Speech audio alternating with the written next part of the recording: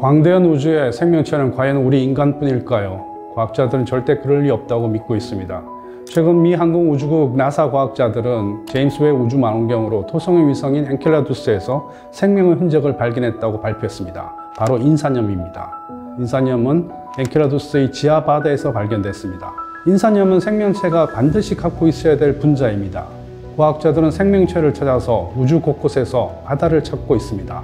오늘은 우주 곳곳의 오션월드에서 외계 생명체를 찾고 있는 과학자들의 노력을 살펴보겠습니다. 안녕하세요. 과학전문기자 이영환입니다.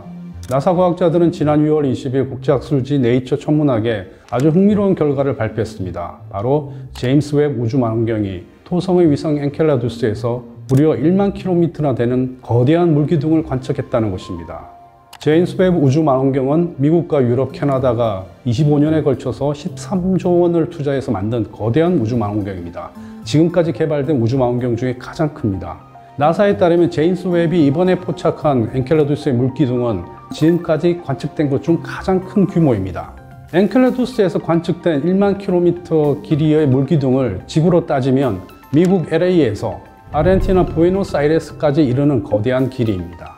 엔켈라두스의 거대한 물기둥은 지하 바다에서 솟구쳤습니다. 과학자들은 지상에서 관측하고 우주망원경을 활용하고 우주 탐사선을 총동원해서 오션월드를 찾고 있습니다.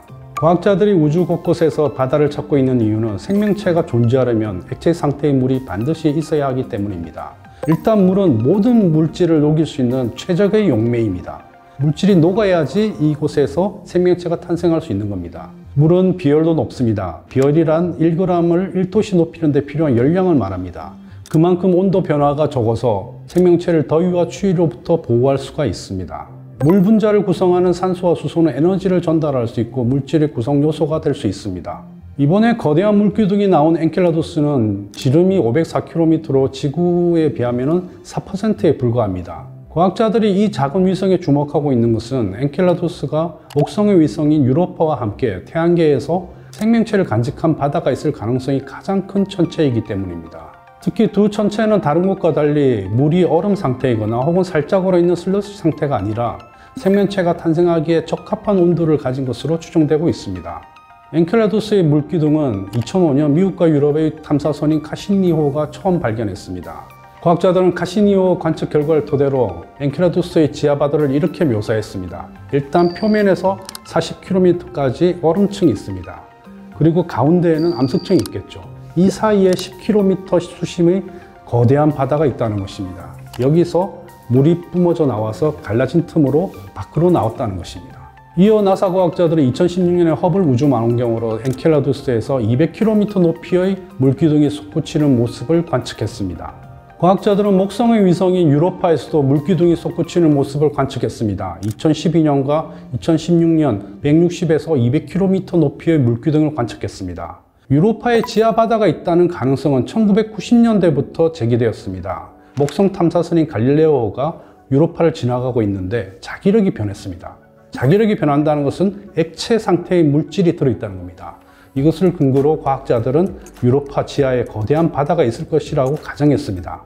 허블 우주망원경은 그것을 사실로 확인한 것입니다. 과학자들이 유로파와 엔켈라두스에 생명체가 있을 가능성이 가장 크다고 보는 것은 지하 바다의 환경이 지구의 심해 환경과 흡사하기 때문입니다.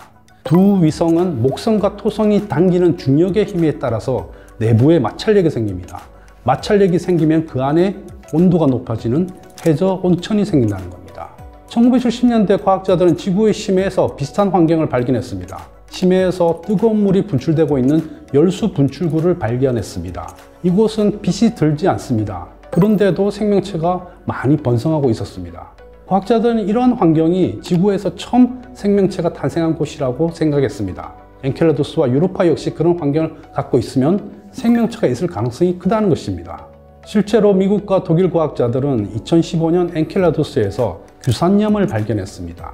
과학자들은 규산염의 입자 크기를 볼 때 암석이 지하바다에서 수온 90도 정도의 뜨거운 물과 반응해야 생긴다고 추정했습니다. 바로 엔켈라두스 지하에 해저 온천이 있다는 말입니다. 독일 베를린 자유대 연구진은 지난 6월 15일 국제학술지 네이처에 엔켈라두스의 바다에서 인산염을 발견했다고 발표했습니다. 지구 이외의 바다에서 인이 발견된 것은 이번이 처음이었습니다. 인산염에 있는 인은 생명체의 필수 물질입니다. 우선 생명체의 에너지를 전달하는 ATP, 그리고 유전 정보를 담고 있는 DNA의 핵심 구성 요소입니다. 인은 뼈와 치아도 만듭니다. 연구진은 나사의 카시니오가 관측한 데이터를 토대로 엔켈라두스의 지하 바다에 인산염이 있다는 것을 확인했습니다. 태양계에는 다양한 오션월드가 있습니다. 일단 우리가 살고 있는 지구 역시 오션월드입니다. 지구 표면의 71%는 바다입니다. 하지만 바닷물의 양은 그렇게 많지 않습니다. 지구의 반지름은 6,371km입니다. 그런데 지구에 있는 물을 모두 모아서 하나의 공으로 따지면 그 반지름이 690km 밖에 되지 않습니다. 물이 그만큼 적다는 거죠. 그러나 태양계에 있는 다른 오션월드에는 그보다 훨씬 많은 물이 있습니다. 목성의 위성인 유로파를 따져볼까요? 유로파는 반지름이 지구보다 훨씬 작은 1564km입니다. 그런데 그 안에 들어있는 물을 공으로 따지면 반지름이 880km나 됩니다. 태양계 오션월드에는 그보다 훨씬 많은 물을 가진 곳들이 있습니다. 가장 많은 물이 있는 곳은 목성의 위성인 가니메데입니다. 가니메데에 있는 물을 합쳐서 공으로 따지면 반지름이 무려 2350km나 됩니다. 가니메데는 태양계에서 가장 큰 위성입니다. 일반 행성인 수성보다도 더 큽니다. 가니메데는 특이한 구조 때문에 이렇게 엄청난 물을 간직할 수 있었습니다. 얼음이 있고 바다가 있습니다. 또 얼음이 있고 바다가 있습니다. 이렇게 샌드위치처럼 계속 바다가 이어지기 때문에 엄청난 물을 간직할 수 있었던 것입니다. 토성의 위성인 타이탄에도 물이 가득합니다. 타이탄에 있는 물을 공으로 따지면 반지름이 1890km나 됩니다. 토성의 위성 타이탄에 있는 바다는 지구의 사유와 같이 염분 농도가 높을 것으로 추정됩니다. 명왕성도 태양계의 오션월드입니다. 명왕성은 과거에는 태양계를 이루는 행성의 하나였지만 2006년 국제천문연맹으로부터 외행성으로 강등됐습니다. 그 이유는 두 가지입니다. 하나는 행성의 모양이 불규칙하다는 것입니다. 둥글지 않고 길쭉합니다. 거기다가 태양을 도는 공전 궤도도 불규칙합니다. 뭔가 어색한, 행성으로 보기에는 어려운 존재라는 것입니다. 그런데 이 명왕성에도 바다가 있었습니다. 과학자들이 명왕성에 바다가 있는 곳이라고 지목한 곳은 명왕성에서 가장 유명한 스푸트니크 평원입니다. 명왕성 사진을 보면 표면에 하트 모양이 보입니다. 그곳이 바로 스푸트니크 평원입니다. 명왕성은 자신의 위성인 카론과 서로 마주보면서 돌고 있습니다. 그런데 스푸트니크 평원은 항상 뒤쪽을 보고 있습니다. 스푸트니크 평원이 항상 바깥쪽을 보고 있는 것은 이곳이 무게가 더 나간다고 볼 수 있습니다. 그래야지 원심력에 의해서 항상 밖을 봅니다. 과학자들은 그 안에 슬러시 상태의 얼음이 있기 때문에 무게가 더 나간다고 생각하고 있습니다.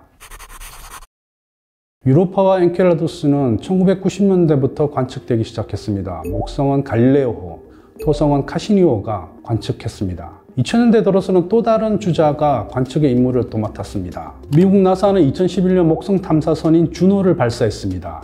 2016년부터 목성 궤도를 돌면서 관측을 하고 있습니다. 주노의 탐사 목표는 갈릴레오 위성 4개입니다. 갈릴레오 위성은 17세기 이탈리아의 과학자인 갈릴레오 갈릴레이가 발견한 목성의 위성 4개를 말합니다. 이오, 칼리스토, 유로파, 가니메데입니다. 흥미로운 점은 목성과 4대 위성의 이름이 그리스 신화에 나왔다는 것입니다.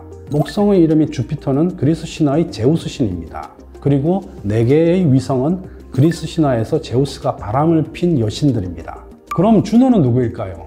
제우스 신의 부인인 헤라의 로마식 이름이 바로 주노입니다. 그렇게 본다면 주노 탐사선이 목성에 가서 위성들을 탐사하는 것은 어쩌면 제우스의 본처가 제우스와 그 주변에 있는 연적들을 감시하는 활동이라고 볼 수도 있지 않을까요? 주노는 지난해 유로파를 탐사했습니다. 주노 유로파 탐사 결과는 2024년 나사가 발사할 유로파 클리퍼라는 또 다른 탐사선의 중요한 자료가 될 수 있습니다. 유로파 클리퍼는 2030년 목성 궤도에 도착해서 유로파 상공 26km까지 근접 비행하면서 표면을 관측할 예정입니다. 클리퍼가 유로파 표면의 상세한 사진을 찍고 그 구성 성분을 확인해내면 과연 그곳에 생명체가 살 수 있는 조건인지 알 수 있을 것으로 기대하고 있습니다. 유럽도 제우스의 연인들을 찾아 나섰습니다. 지난 4월 주스라는 탐사선을 발사했습니다. 주스는 목성 얼음위성 탐사선이란 뜻의 영어 문장에서 앞글자만 딴 이름입니다. 주스는 2031년 7월쯤 목성 궤도에 도착해서 4년 반 동안 관측 임무를 수행할 예정입니다.